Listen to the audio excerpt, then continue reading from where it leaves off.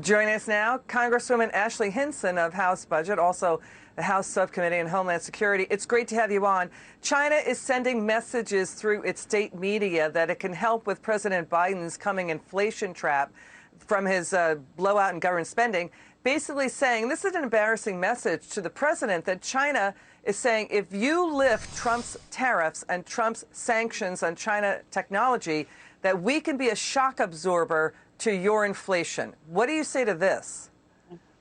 Well, I think it's very clear, Liz, that President Biden's economic policies are taking this country in the wrong direction. We started sounding the alarm on the spending spigot that had been turned on months ago. And it's very clear that the policies are benefiting countries like communist China over the American worker. And I think the best weapon we have is to revitalize our economy, get our economy going with those economic policies, not giving that hand up to a country like China, which obviously has been very clear about their intentions in taking on America, taking on our intellectual property, taking over our debt. So I think it is, you're right, it's a very embarrassing message to be sending. And the Biden administration policies are clearly taking our country in the wrong direction. Look at inflation. Iowans are paying more at the pump than they have since my youngest was in diapers 8 years ago.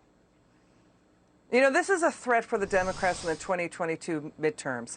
University of Michigan is saying Americans have never been this unhappy about sticker shock of consumer goods since 1982. We're seeing that inflation is, inflation is a regressive tax. It hits the poor and the working class. And China's saying, listen, you keep buying our cheap Chinese goods. We keep buying your Treasury paper. That way we help you finance your monster budget deficit that the Federal Reserve has been floating on its own overstretched balance sheet. I mean, the Fed Reserve's balance sheet in 2008 was $800 billion.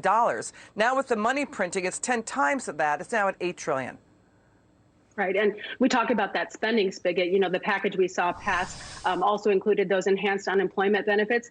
We're paying people to continue to stay home. In Iowa, obviously, those benefits go away tomorrow. So our employers are ready and waiting with those help wanted signs at their doors. We need to give our economy the shot in the arm that it needs to recover, not continuing to give that hand up to countries like China. And we've seen those policies play out. Nancy Pelosi and the Democrats in Congress continue to talk about these huge price tags.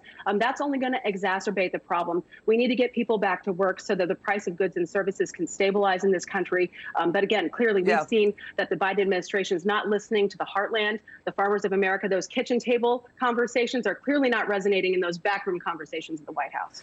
But I want to get to what China's doing. So, China, let me back up. And we've been reporting what China's been doing for decades with buying U.S. Treasury debt. The thing is, the storyline is that they won't sell their U.S. Treasury debt because they don't want to hurt their own massive holdings. They could stop buying, or they could do this. They could revalue their renminbi, their yuan, higher to make their own goods more expensive, and that would send the sticker shock even higher in the U.S. for Chinese goods sold here. So they could export inflation into our country as well. So does Fed Chair Jerome Powell and the president realize they're throwing money at a problem that doesn't exist anymore? COVID shutdowns are over. I mean, states opened up a long time ago. And Chipotle and other companies are saying we need to listen, they're saying jobless benefits are keeping people out of the workforce. 9 million job openings out there right now, jobs not filled yet. What do you say? Final word. Well, I say do it like we've done it in Iowa. We've opened up. We've led the way there. We are the #1 state in terms of recovery from this pandemic, and it's for a reason. People are back to work. People are getting back to normal. We've got shots in arms.